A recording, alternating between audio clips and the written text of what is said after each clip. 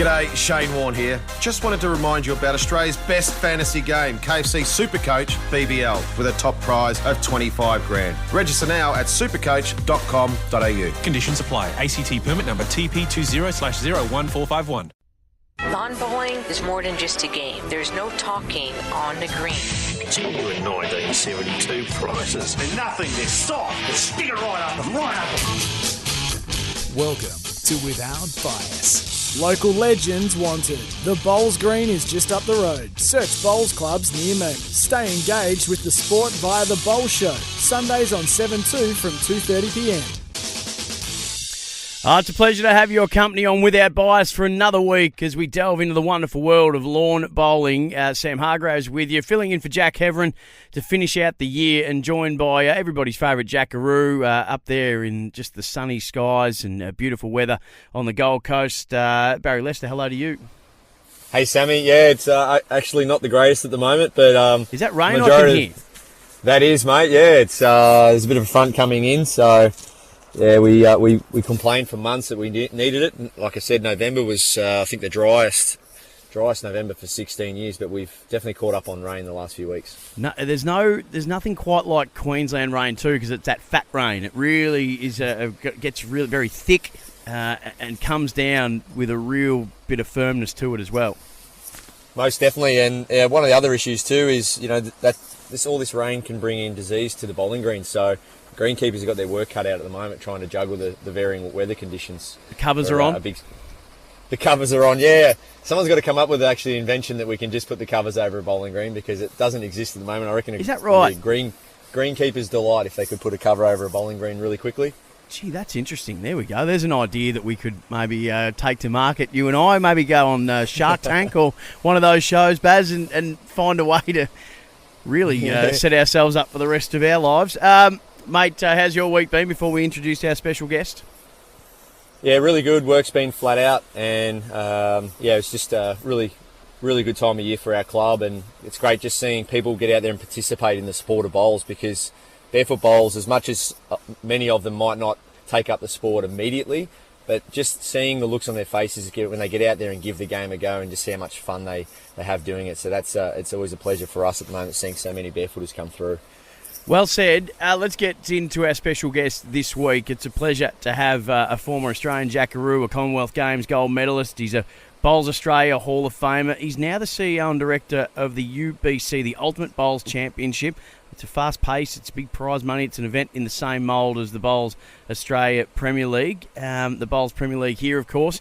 He's a Chinese national coach. There's not much this man hasn't done in the world of lawn bowls. Hello to Mark Casey. Yeah, g'day Sam. Hey Baz, how you going? Yeah, very well, mate. Thanks for joining us on the show today. No, yeah, looking forward to it. So obviously I tune in regularly. It's a great show, so yeah, looking forward to having a chat. And what's been on the radar at the moment, mate? I know, with the new area that you're in down there in Canberra, what's happening in your world at the moment? Just working, just trying to get our events ready to go for when we can get back on the greens in 2021. So it's all looking really good at the moment, really exciting. Our next event will happen in August next year, so that'll be around the corner really quickly. So yeah, things are ramping up, which is great after a really challenging year. Mark, I'm informed that earlier this year you traded the boardies that Barrie gets around in up on the Gold Coast for the more sedate and sensible Canberra way of life. How's that change been, and any regrets through the winter this year? Yeah, it's definitely been interesting. Like my wife got a fantastic job, a great opportunity for her down here in Canberra. So we decided to pack up and move the family down at the start of 2020. And obviously since then it was bushfires and now with COVID, it's been difficult, but she's going really well in her job, and we're enjoying it. The kids are loving it. It's definitely different to the Gold Coast, but I'm really looking forward to getting back to Gold Coast. I'll still call it home for Christmas for about 3 weeks there. So yeah, really looking forward to that. But to say it's been a challenge, that's probably an understatement. And Mark, even though you've achieved everything in the game of bowls from an athlete's perspective, and now you're doing a lot of administration work with UBC, Do you actually sort of get down to a bowls club at the moment and have a bit of a roll up and just still throw a few down? Are you actually aligned to a club at the moment? Yeah, actually, it's interesting. I hadn't played for about 18 months there. I sort of gave it away a few years ago, and I wasn't sort of missing it. But since coming to Canberra, I needed something to try and meet a few new friends and whatnot. So I joined a local club, Canberra Bowling Club, and it's been fantastic for me personally. I've met some great people. It's only a small club, but they're really going places. And we've started pennant training already. We're about 6 or 7 weeks in. We don't start until February, so they're keen as mustard. And looking forward to that next year. Mark, no UBC events this year in 2020, so it's been a long time between drinks, and I'm sure it's been a long year for you as it has for everybody. How are things placed to return to that stage in 2021? Yeah, and that's a good point. Like, we've just made a massive focus on making sure that when we can get back on the greens in August, that we're definitely ready to go. And we've put a lot of time in, and things are looking great. We've got obviously a new production company doing our work at SEN there, so we're looking forward to that. And we're really excited about what our events will look like next year and beyond. So August 8th to 12th at Warilla in Illawarra region, then December 13th to 17th in Deer Park. There is a fair chunk of change in line for the 28 teams competing, isn't there? Absolutely. Obviously, those 2 weeks are going to be action-packed. The 3 events will be inside that 1 week. So, the teams are playing off for $500,000 in prize money in 1 week of bowls, which is, I wish it was around when I was playing, put it that way. It's pretty exciting as a player. So I'm sure, the spectators will get there as well. And, it's going to be an exciting time for bowls. And there's been a lot of innovation with UBC, Mark. I've been fortunate to play in the 3 events last year, and it was great to, as a player, to take them on board and try and play under those new exciting conditions. BPL's been around Bowls Premier League with Bowls Australia for now about 8 years, and tell us a bit about what UBC's brought to the table in terms of innovation, mid-rink scoring on the crossover and touches, etc. Yeah, and as you say, I've been a part of the BPL since that started as well, and I absolutely love the event. But I just thought it was a need to have something completely different. And, I was only watching darts earlier on, and we tried to sort of copy their format of every dart counts. So every dart changes a score. And that's what we're trying to do with, we get points for touches and the leads bowls. If you got shot on the crossover, you get points as well. So, it was obviously a bigger focus on each bowl rather than the whole end. So it's something completely different, but I definitely think there's room for both fantastic events. And so far we've proven that, in 2019, and I'm sure that'll continue into the future. We're speaking to Mark Casey, of course, Hall of Famer and former Jackaroo. Mark, you mentioned before about the deal that was done with SEN. Their production arm, Rainmaker, is going to be broadcasting the UBC for the next 4 years. So to have that commitment and to be able to have that up the sleeve and to help with the exposure and the promotion and the broadcasting of the event, it's a big win. Oh, absolutely. And it was a big focus for us this year.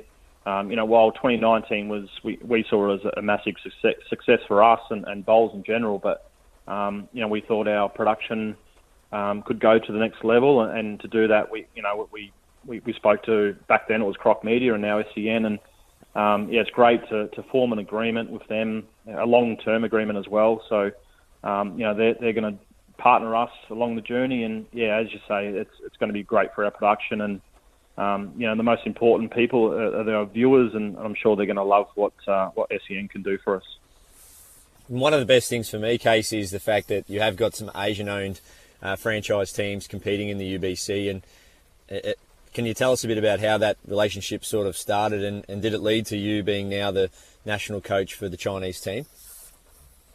Yeah, so, obviously being an Australian representative for a long period of time, I've been lucky enough to sort of bond, many fantastic relationships with overseas people across the years, and one of those was Mr. Yi from China. I've played many games against Mr. Yi, and so I touched base with him going back a couple of years ago now to see if he was interested in putting a team in, and thankfully he agreed and put a couple of teams in, and then this year he's increased that to 4 teams. So he's got obviously the 2 Bowls Asia teams, the Dragons and the Eagles, and also the Tigers, which will come out of Malaysia. So 3 of Malaysia's best players will be in 2021.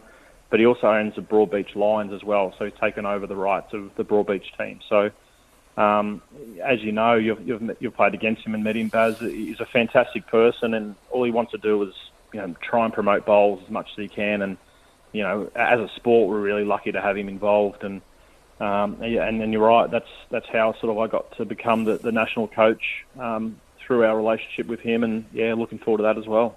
Boys, let's put a pin in that one because we want to talk more about it, because it's fascinating to hear more about your experiences and the development era that's ahead for China. So we'll take our first break and we'll come back, and on the other side of this we'll hear more about your foray into the Chinese bowls caper, and fascinating to hear how that's all going at the moment and what's ahead in that space. This is Without Bias. We do it all for the Bowl Show, Sundays on 7-2 from 2:30 p.m. And for our very good friends at Apia, proudly supporting Bowls Australia. Sam Hargreaves, Barrie Lester and Mark Casey on Without Bias today. For Apia, dedicated specialist, ready to help. Call 13 50 50. Apia, get, set, go. From the wide outdoors to the great indoors, this is Without Bias. Local legends wanted. Search bowls clubs near me. The Bowl Show, Sundays on 7-2 from 2:30 p.m.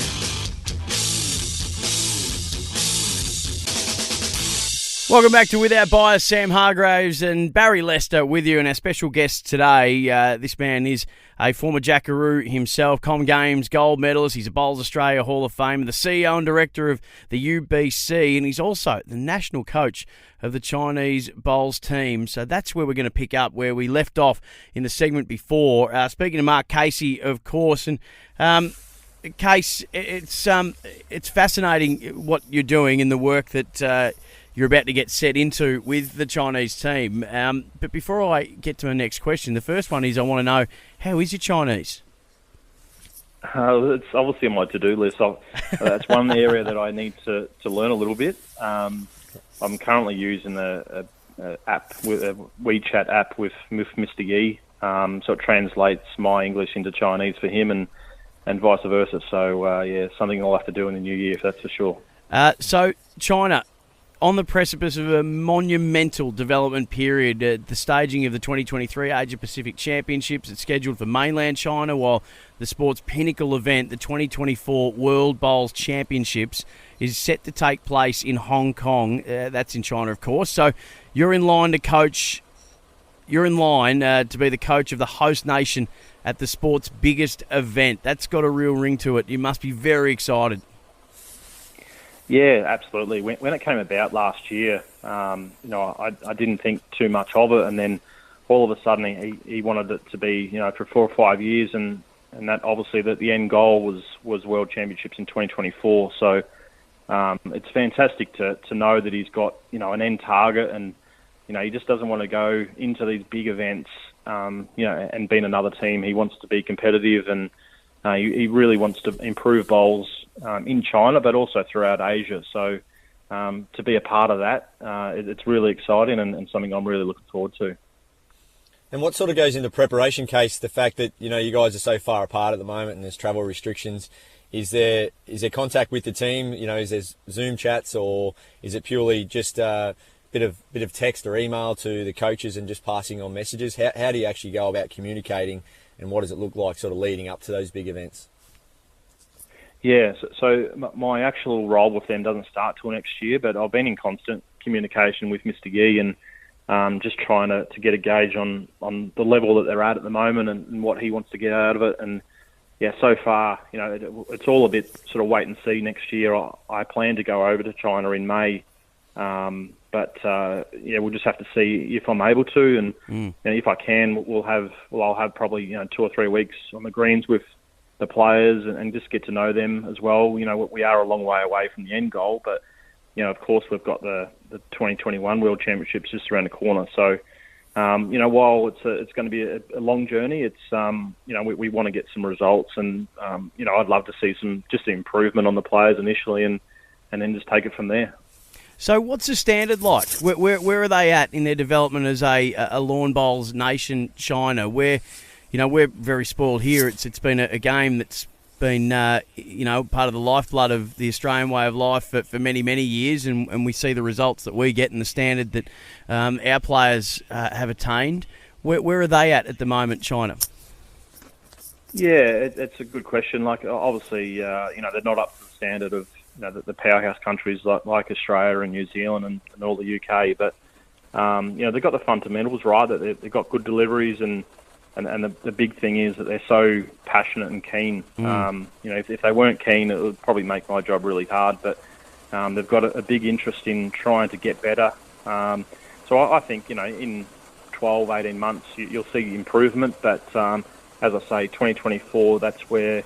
Obviously the goal is to try and win a medal or two, and if that can happen, we'd all be delighted. Yep. And you have an intimate knowledge of the high performance program, Case, being involved in it from so long, and you, from the inception, really. Will you sort of implement some of that stuff moving forward in terms of, treating your selected players or squad players as athletes and trying to help them be an all-round athlete as well as good bowler? Yeah, absolutely. Obviously, Steve Glasson and the Bowls Australia crew have done an unbelievable job with the high performance team in Australia. And while we might not get to that level, but it's definitely, I'll pick some pieces out of that program that I was a part of for so long. And I've just started my own sort of masterclass clinics as well, so I'll sort of be able to take that across to the coaching area when I do start with China. And yeah, as I say, it's going to be an interesting time, and the good thing is that I start from fresh, so I've got nothing to lose, and if I can see some improvement, I've done my job, and we'll go from there. But yeah, I'm really looking forward to it. We're speaking to Mark Casey on Without Bias this week for our friends at Apia, proudly supporting Bowls Australia. Mark, you mentioned Steve Glasson, the current Bowls Australia coach. Have you reached out to him? Have you had a chat to him and sort of picked his brain and chewed his ear, and got any words of advice or encouragement from him, your old mentor? I haven't yet, just because it's sort of, it's all been a little bit up in the air with the travel restrictions. But no doubt next year, and as we get moving, I'll definitely reach out and see what he's got to offer. But I'm not sure if he'll give any more than what he already has. But I'm sure, and that's a fantastic thing about Bowls Australia as well. They've made major focuses on the Australian team, but they also want to help the bowls in general throughout the world. So for a small bowling country like China, I'm sure Bowls Australia will look to try and help them and see them develop as well. Before you jump in with your question, Baz, it is such a big opportunity, isn't it, in terms of what it could bring, in terms of just a whole new fan base, obviously the money that can come from that area as well. I mean, the sky is the limit. It's a really exciting frontier to head into. Absolutely. I keep talking about Mr. Yee, but he's the main man. He's the president of Bowls Asia, and just on his property alone, he's got 8 full-size bowling greens. So I guess that gives you an idea of the extent of the man and what he's about. He's building a hotel on the near the bowling greens as well on his own property. So, as you say, the sky's the limit, and for our sport, this is exactly what we might need to kick it along a little bit throughout the world as well. So it's a fantastic opportunity, and I'm just pleased that I'm a part of it. And with the focus on coaching at the moment, Case, would we or could we potentially see you going after Mr. Glasson's job one day? Do you have aspirations? I know you're only the same age as me, 38, but is it something that you've ever thought about in terms of coaching Australia or getting heavily involved in the Jackaroos moving forward down the track? Oh, absolutely. It's obviously I'm a very passionate Australian, and I love seeing the Aussies do well. I was the manager of the Commonwealth Games lawn bowls sport just to see you guys do so well, it was really inspiring. So yeah, definitely one day I'd love to have the opportunity, but the next few years, my focus will be on obviously the UBC first, but the opportunity I've got here with China, and we'll see what happens after that. It's really coming down where you are, Baz. It's got a nice sound to it, good for the farmers, so it's great to see some precipitation of some kind of note. Sorry about that, gents. No, it's actually lovely. I love that sound of rain on a tin roof. Mark, let's turn our attention to matters a bit closer to home. We are speaking to Mark Casey on Without Bias. Local legends wanted, search bowls clubs near me. The BPL, you've just recently been announced as well as the coach of the Melbourne Pulse. So you and Baz will get to reunite. Owned by the Dandenong Club in the next Bowls Premier League, you'll be taking control. When I say taking control, it's a very, very loose term when it comes to our man Barrie Lester. But how do you go coaching the co-host here and your great mate Barrie Lester? Yeah, another opportunity that I'm really grateful for. Dandenong Club is a really progressive club, and they've been part of the UBC and now the BPL. And when the operations manager Rob Sharp approached me and said if I was interested, I was going to jump at it. And to be aligned with obviously Baz and Gary Kelly, but also Alan Ryan, it's going to be great fun. But we've got some ideas, and we get together in a couple of months' time as a bit of a trial against the Melbourne Royals. So looking forward to that, and putting some ideas down to practice and go from there. But yeah, something that's going to be a lot of fun, that's for sure. Yeah, good question, Sammy. It's really quite funny. Mark's won the BPL as a player and as a coach, and he carried this clipboard around with him a few years ago in New Zealand, and we were calling him Coach Klein from the Waterboy, and so he's already established a nickname there with his little clipboard. Case, will we see the clipboard come out again? It's a great question. Everyone wants to know. Yeah, I'll have something similar, I think, mate. But obviously BPL and the UBC, they're fun events, but with the level of investment these teams put into it, there is obviously a serious side of things. So, I'll be obviously having some fun with the boys and Alan, and but yeah, at the end of the day, we're there to do a job, and we'll try and win. And I've got some ideas that I think that can help the Pulse go to the next level, and hopefully we can make that happen next year. Well, talk us through that, because that's one side that we don't delve into a lot on Without Bias, and we will over time, but the strategy involved. I mean, we often make the comparison, just for people, if they're listening to this for the first time, wanting to learn a little bit more about lawn bowls and what's the BPL, the best example we've got is the Big Bash in the cricket, and we know that the strategy that now comes into play in that has taken, it's moved forward in leaps and bounds. So talk to us about the strategy that and the developments in strategy that we can predict and are already seeing when it comes to the BPL. Yeah, it's an interesting question. There's obviously some coaches in the BPL that sort of, just go with the flow and let the players do as they please. But I think, that there can be some tactics involved, particularly around, using the power play, when to use it. Generally, they've been using it later on in the games. I'm not sure if that's the right thing to do or not. But also another one, I'd like to sort of think that you can match up certain players against players and whatnot, and go from there. But at the end of the day, you need a lot of luck involved in these short formats, which is fine. But the players and the coach, if they're not doing their job, obviously you've got no chance. So we'll all try and work together and work out some. I've got a couple of months until the trial or the practice. Work on some ideas, and I'm sure we'll have some things ready for when we start in February. Oh, Mark, it's been wonderful to have you on Without Bias this week. We really appreciate your time. So exciting what's ahead for you with the UBC and then the national coach of the Chinese team and then into the BPL, with the Melbourne Pulse. It's when it rains, it pours, as we're hearing where Barrie is, but there's so many exciting opportunities ahead and you deserve them 100%. So thank you so much for sharing some time with us. We really appreciate it, and good luck with what's to come. Appreciate it. Thanks very much, Sam. There we go. Big thank you to Mark Casey. Baz, and always a big thank you to you. We do it, of course, thanks to Apia, dedicated specialist ready to help. Call 135050. Apia, get, set, go. And Mark Casey joining us as our local legend this week. Local Legends wanted. The Bowls Green is just up the road. Search Bowls Clubs near me. That is it for us for another edition of Without Bias. We look forward to having your company again next week. And don't forget, you can stay engaged with the sport via the Bowl Show. It's Sundays on 7-2 from 2:30 p.m. Have a great week. Stay safe, and we'll speak to you again next week on Without Bias.